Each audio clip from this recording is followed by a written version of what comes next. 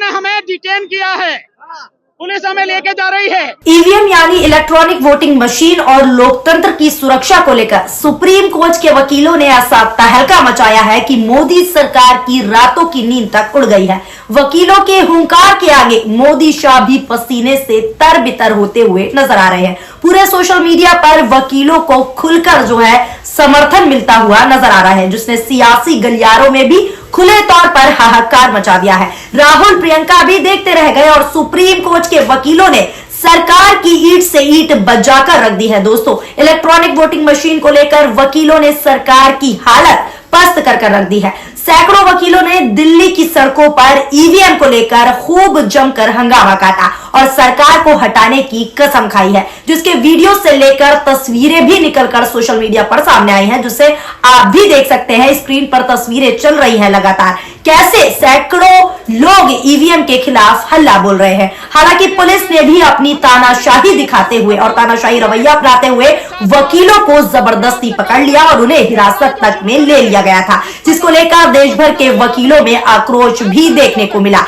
वकीलों ने सरकार को 2024 के लोकसभा चुनावों में सत्ता से बेदखल करने की सौगंध खा ली है। बता दें, सुप्रीम कोर्ट के वकील भानु प्रताप ने सरकार को बीते कई दिनों पहले से ही खुला चैलेंज दे दिया था। चुनाव आयोग के दफ्तर तक को घेरने तक की बात कह दी थी, जिसे वो अपने साथियों संग करने जा रहे थे। जो आप स्क्रीन पर तस्वीरें देख रहे हैं उसमें खुलकर आप देख सकते हैं ईवीएम को लेकर विरोध हो रहा है। पुलिस कर्मियों ने उन्हें रोक लिया और उन्हें डिटेन तक किया गया, जिसका वीडियो पूरे सोशल मीडिया पर सामने आया है। पहले आपको वो वीडियो दिखा देते हैं जिसमें भानु प्रताप कैसे सरकार के खिलाफ सड़कों पर उतरकर लोकतंत्र को बचाने के लिए जी जान लगाते हुए दिख रहे हैं। सुनिए आप भी क्या कुछ भानु प्रताप कहते हुए नजर आए।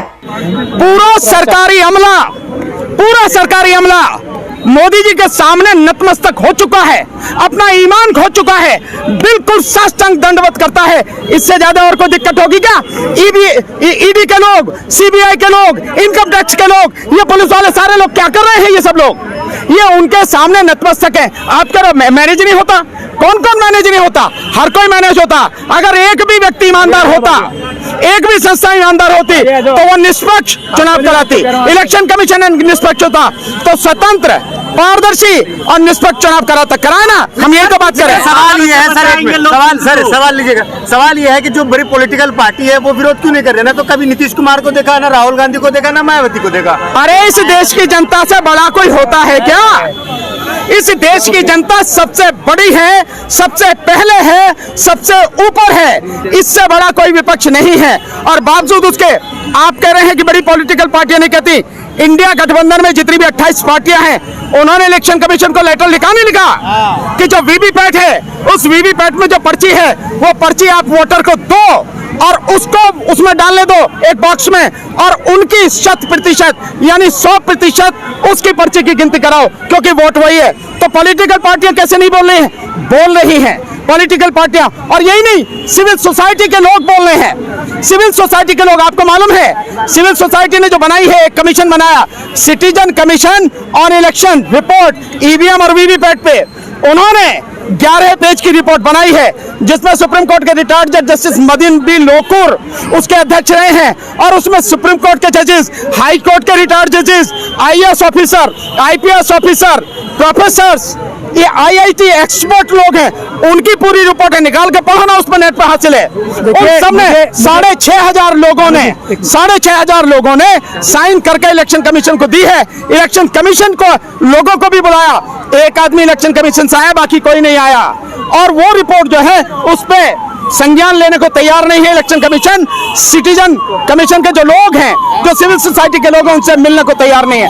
तो जो सिविल सोसाइटी के लोग हैं, जो आम जनता है, जो पॉलिटिकल पार्टियां हैं, सभी इस आवाज को उठा रही हैं, लेकिन इलेक्शन कमीशन बड़ी हठधर्मिता पर अड़ा हुआ है। सुना आपने। अब आपको एक और वीडियो सुनवाते हैं और दिखाते हैं, जिसमें सुप्रीम कोर्ट के वकील महमूद प्राचा भी साफ साफ ये कह रहे हैं कि उनकी जान तक को खतरा है। क्यों है? क्योंकि वो खुलकर 2024 का चुनाव ईवीएम से नहीं होने देना चाहते। उसी को लेकर खुलकर सामने आ रहे हैं और ईवीएम के खिलाफ वो लगातार बोल रहे हैं। आप भी सुनिए क्या कुछ वो कहते हुए नजर आ रहे हैं। नहीं होने देगी।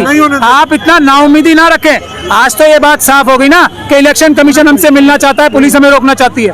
आज तो ये भी बात साफ निकल के आ रही है ना कि मोदी जी ने क्या कर रखा होगा, अमित शाह साहब ने क्या कर रखा होगा इलेक्शन कमीशन के साथ, वो भी एक विषय है जिसको हमें इन्वेस्टिगेट करना है। क्यों डरती है अमित शाह आपसे इतना? मुझसे नहीं डरते, क्या बात कर रहे हो आप? अमित शाह साहब मुझसे डरेंगे? मुझसे डरेंगे? वो मुझे मरवाने के लिए कोशिश कर रहे हैं, मुझे अरेस्ट कराने को डरते नहीं है। वो डरते हैं देश की जनता से, वो डरते हैं देश के बाबा साहब के संविधान से। कह रहे हैं ईवीएम से चुनाव नहीं होने देंगे। 8 लाख मशीनों का, नई मशीनों का ऑर्डर करा है अभी इलेक्शन कमीशन ऑफ इंडिया ने। मोदी जी ने जितने पैसे में अपना एक जहाज खरीदा है, अगर वो जहाज ही लीज पे दे देंगे तो ईवीएम की मशीनों की जगह पेपर बैलेट से चुनाव हो जाएंगे। मोदी जी का जहाज ही तो है, सिर्फ वही तो देना है। इतना पैसा नहीं लगना है पेपर बैलेट से चुनाव कराने में या वीवीपैट से चुनाव कराने में, इतना पैसा नहीं लगना है। मोदी जी का जहाज जाएगा बस थोड़ी देर के लिए। सुना आपने दोस्तों, अब ये प्रदर्शन दिल्ली तक ही सीमित नहीं है बल्कि इसकी आंच पूरी यूपी तक भी पहुंच चुकी है। अमर उजाला की खबर के मुताबिक आपको समझाने की कोशिश करते हैं। सिद्धार्थनगर में भारत मुक्ति मोर्चा ने कलेक्ट्रेट में प्रदर्शन कर ईवीएम हटाओ, बैलेट पेपर लाओ और लोकतंत्र बचाओ की मांग की है। मोर्चे ने राष्ट्रपति को संबोधित ज्ञापन प्रशासनिक अधिकारी को सौंपा। मोर्चे के जिला प्रभारी रामचरण गौतम व अधिवक्ता शेषमणि प्रजापति ने कहा कि देश के 567 जिला मुख्यालयों पर भारत मुक्ति मोर्चा की ओर से मांगों को लेकर चरणबद्ध आंदोलन चलाया जा रहा है। साथ ही साथ आगे ये भी कहा गया है कि अभी ईवीएम के प्रयोग से जनता का विश्वास खत्म हो चुका है। इसमें वोटरों के वोटों का सत्यापन करने का प्रावधान न होने के कारण नागरिकों के मौलिक अधिकारों का उल्लंघन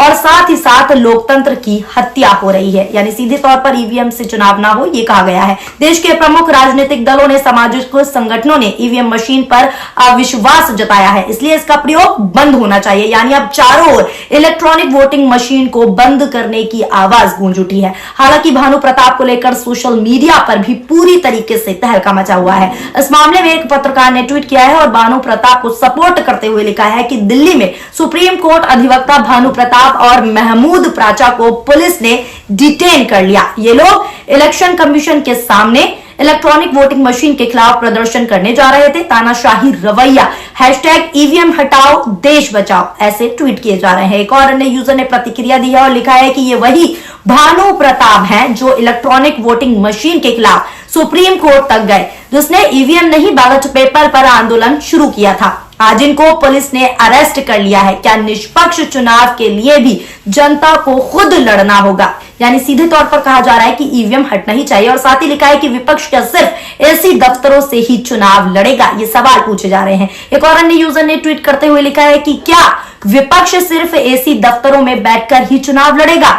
जब तक राजनीतिक दल एकजुट होकर चुनाव आयोग सरकार के खिलाफ आंदोलन नहीं करेंगे तब तक कुछ नहीं हो सकता। यानी सीधे तौर पर कहा जा रहा है कि विपक्ष को एकजुट होना होगा, ईवीएम से चुनाव का बहिष्कार करें। ये एडवोकेट भानु प्रताप हैं जो ईवीएम के खिलाफ सुप्रीम कोर्ट तक गए, जिसने ईवीएम नहीं बैलेट पेपर पर आंदोलन शुरू किया था। आज इनको पुलिस ने अरेस्ट कर लिया है। क्या निष्पक्ष चुनाव के लिए भी जनता को खुद लड़ना पड़ेगा? ये ट्वीट में बार बार लगातार सोशल मीडिया पर चल रहा है और लोग कह रहे हैं कि आंदोलन सिर्फ वकीलों को और जनता को नहीं बल्कि सभी राजनीतिक विपक्ष दल जो हैं उनको एकजुट होकर करना होगा। एक और अन्य यूजर ने लिखा है कि कुछ नहीं होगा, अधिवक्ता भानु प्रताप और महमूद प्राचा को सभी लोग इलेक्ट्रॉनिक वोटिंग मशीन के खिलाफ विरोध प्रदर्शन करना जारी रखें। निकम्मी सरकार है, ईवीएम के बल पर चलती है। देश में किसानों के क्या हालात हैं, क्या हालत है, सभी को पता है, लेकिन सरकार कोई ध्यान नहीं दे रही है किसानों पर। यानी सीधे तौर पर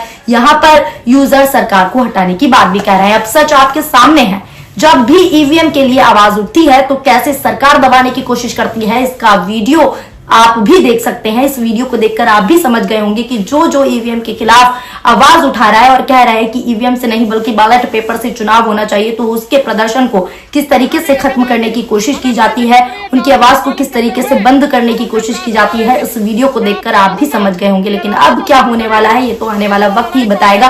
और साथ ही ये भी देखने वाली बात होगी क्योंकि सबकी निगाहें इसी पर टिकी हुई है कि जो लगातार ईवीएम को लेकर विरोध प्रदर्शन हो रहा है कि 2024 जो चुनाव होने वाले हैं वो ईवीएम से नहीं बल्कि बैलेट पेपर से हों, तो सबकी निगाहें इसी पर हैं कि क्या ये आंदोलन, क्या ये प्रदर्शन जो ईवीएम के खिलाफ है वो कामयाब हो पाएगा या फिर नहीं। क्या 2024 का चुनाव ईवीएम से नहीं बल्कि बैलेट पेपर से होगा या नहीं, सब यही देखना चाहते हैं और सब यही कह रहे हैं कि ईवीएम से नहीं होना चाहिए चुनाव और बैलेट पेपर से होना चाहिए, जिसको लेकर अब खुलकर सुप्रीम कोर्ट के वकील भी सड़कों पर उतर आए हैं। फिलहाल दोस्तों, आपकी इस खबर को लेकर क्या राय है नीचे कमेंट बॉक्स में कमेंट करके जरूर बताएं। वीडियो पसंद आई हो तो वीडियो को लाइक करें और हमारे चैनल PRB को सब्सक्राइब भी करें। शुक्रिया, धन्यवाद, नमस्कार, जय हिंद, जय भारत।